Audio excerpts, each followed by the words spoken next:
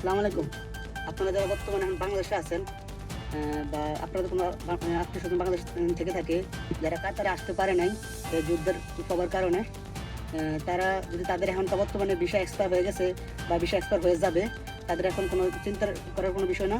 কাতার সরকার একটি ঘোষণা দিয়েছে যে যাদের ভিসা 28 ফেব্রুয়ারির পরে এক্সপায়ার হয়ে যাবে, তাদের বিষয়টা অটোমেটিকই রিনিউ হয়ে যাবে 1 মাসের জন্য। তার জন্য কোনো এক্সট্রা কোনো পেমেন্ট করতে হবে না বা কিছু করতে হবে না। ওটা আপনার কিছু করতে হবে না, জাস্ট এয়ারপোর্টে গেলে ওটা আপনার বিষয়টা তারা অটোমেটিক এটা তাদের অনলাইনে চলে আসবে যে আপনার এই কারণে এই জন্য বিষয়টা আপনারই হয়েছে। আর এটা বর্তমানে এখন 1 মাস করা হয়েছে। যদি এভাবে যুদ্ধের প্রভাব চলতে থাকে বা যুদ্ধের অবস্থা এভাবে চলতে থাকে, তাহলে ভবিষ্যতে কি এটা আরও বাড়তে পারে।